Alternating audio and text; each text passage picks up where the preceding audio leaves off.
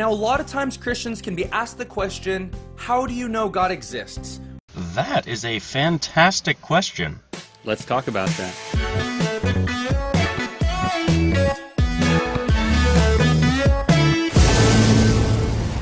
Which is a good question. I mean, we can't see God, we can't hear His voice, and I couldn't introduce you to Him. So how can you believe in something that you can't see? A lot of people can say, you can't prove God exists, which is true in a sense, but just because Christians can't give you direct evidence for God's existence, we still have strong reasons to believe that there is a God. So in our next series, we will be responding to the following statement, you can't prove God exists. Well, judging by the fact that this video was uploaded over 2 years ago, and as far as I can tell, there was only ever one installment in this series, there really must not seem to be all that many good reasons to believe in God, huh? One reason why people don't believe in God is because they believe in science. We live in an age of science, and all those religious fanatics need to get with the times. Many times people can make the assumption that people who believe in God only believe in God out of blind faith. Just believe, ignore the science, and commit intellectual suicide and believe in God already. As science is, by definition, the study of the physical and natural world through the processes of observation and experimentation, one can very clearly see that no, belief in God is not supported by science, as for something to be considered scientific, it must be observable and testable. So either your God is part of the natural physical world and can be directly observed and tested for, or it is supernatural and cannot be observed or tested for, and is therefore, by definition, not scientific. And as such, belief in God is, just as you say, blind faith. But it's important to note that science and God aren't opposed to each other. There are some renowned scientists who believed in God, such as Sir Isaac Newton, Johannes Kepler, and Francis Bacon. In fact, many of these believing scientists used God as their motivation for their scientific contributions. I'm surprised you stopped at only 3 Christian scientists when there are so many more you could have easily listed throughout history and even, although not quite as common, straight into modern day. The point you miss by bringing these scientists up, however, is that it does not at all lend credence to your position that a God exists. The great thing about science and logic over religion is that it's not dogmatic. Just because somebody says one thing that we agree with does not necessarily make them an ultimate authority on that thing or on anything else that they may speak about. Because an atheist's beliefs are not all codependent on one another and on a bigger picture of an invisible sky fairy watching over us and judging our decisions based on a book that's internal contradictions are only outmatched by its external ones. It's also important to note that science can't solve all of life's questions. People can make claims like, you can't prove Christianity scientifically, so it can't be true. The fact that we may currently be unable to scientifically prove something to be correct does not by itself solidify that thing as false. However, when you pair the fact that Christianity cannot currently be scientifically proven with the fact that you can very easily disprove hundreds of different aspects of the Bible and the Christian faith, both scientifically and historically, it starts to make a rather convincing case against any belief in your particular religion. But science isn't the only way to prove something's authenticity. Let's take a look at scientific proofs. When you prove something scientifically, you use the scientific method. You make observations, form a hypothesis, and in a controlled environment, you conduct tests and analyze the results to see if your hypothesis was true or not. And then from there, you can either draw a conclusion or conduct more tests. Actually, not a horrible explanation of the scientific method. Continue. You see, a large part of proving something scientifically is conducting tests over and over again and observing their results. And this method is incredibly useful, but it can't answer all of life's questions. No, science cannot answer all of life's questions, as not all questions are necessarily scientific. But as Aaron Ra puts it, science doesn't know everything, but religion doesn't know anything. I think I would rather take the many answers that science can give us than simply denying science's incredible utility, like so many people do, simply based on its inability to give me every answer I could ever possibly want. And here's some questions science can't answer. Was George Washington the first president of the United States? Was Martin Luther King Jr. a civil rights activist? Did Alexander the Great rule in Greece, and was Plato the student of Socrates? Well, seeing as how George Washington's presidency ended only 221 years ago, in a time when accurate records were kept, including many primary sources that were specifically written by George Washington, I believe it's safe to assume that he was indeed, as history books say, the first president of the United States. I have a dream that my 4 little children will one day live in a nation where they will not be judged by the color of their skin, but by the content of their character. I have a dream today. I assume that is evidence enough for you on that one.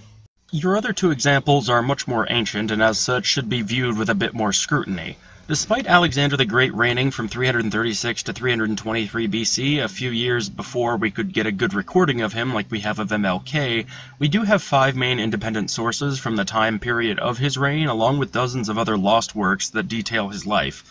Plato being the student of Socrates is another ancient piece of history, but the available historical evidence supports the existence of Plato as well as the idea that he was indeed the student of Socrates. The distinct difference, however, that you seem to misunderstand in your reference to these historical figures in an inevitable attempt to eventually use people's acceptance of the historicity of these people to justify extrapolated acceptance of the historicity of Jesus, is the fact that whether these people actually existed exactly as accepted or not is largely inconsequential as is the nature of history. One thing that sets much of history apart from science is the fact that history is defined by what writing and artifacts survive from the past, and in times and places where record-keeping was less common, who survives to give accounts of things that have happened. History, while often accepted as objective, is actually largely subjective based on who gets to tell it. Most people accept the examples that you've provided without too much thought simply because the historical accounts of these 4 men that we have are not at all out of the ordinary. While the people themselves may have been extraordinary, the things they supposedly did are certainly not outside the realm of possibility for a human being, and as such we have no real reason to doubt the historicity of these men unless presented with additional contradictory evidence. The historicity of Jesus, on the other hand, comes with the added caveat of his supposed claim to have been divine and supernatural. As this is something that we do not presently observe as possible for people, it creates a need for further scrutiny regarding the historical claims about him. In short, your inevitable comparison does not logically follow, as the given circumstances differ between your current examples and the eventual example of Jesus. You see, when you start asking questions dealing with history, you have to look at the historical proofs where you determine whether the evidence provided is trustworthy. You have to weigh everything that's there. You have to look at the written testimonies, any eyewitness accounts, artifacts, oral testimonies, etc. Yes, you do. However, you have to take all of those things into account while still making use of your critical faculties. If something is said about somebody in one of those sources that does not seem possible, the document should likely be taken with a grain of salt and weighed against the other sources to find the truth of the matter. You can't use the scientific method in determining if Aristotle, Alexander the Great, or if Caesar Augustus existed. You would have to look at all the manuscripts and evidence for their existence. So if you look at Jesus and the Christian movement that followed his resurrection, you have to realize that those events can't be proven scientifically, but they can be proven through records of written testimonies. While it is true that all of those things can add credence to the historicity of someone or something, if something within a source about the past seems to directly contradict observations in the present, they are, as they should be, considered under a much more skeptical eye.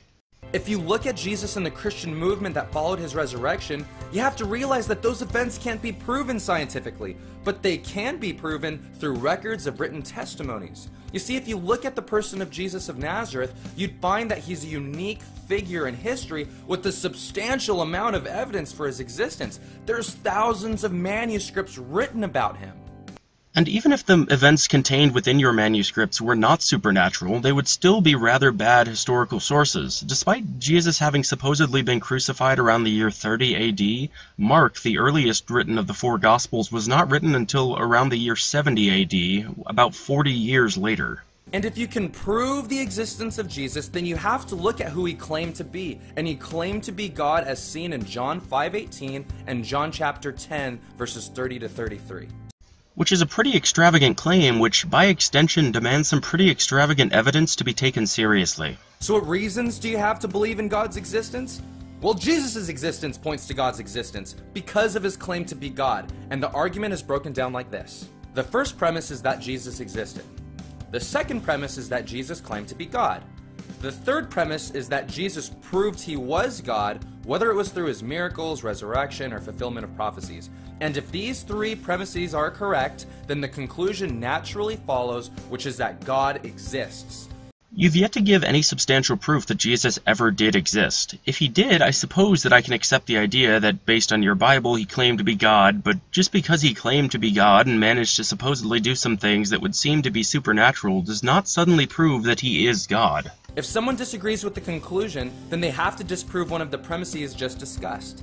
Not necessarily. As you're the one making the positive claim, in this case the demonstrably less likely claim, the responsibility is more on you to prove your premises rather than simply asserting them and claiming that others must refute them. They could argue against the first premise and claim that Jesus never existed, but there's plenty of manuscript evidence for that.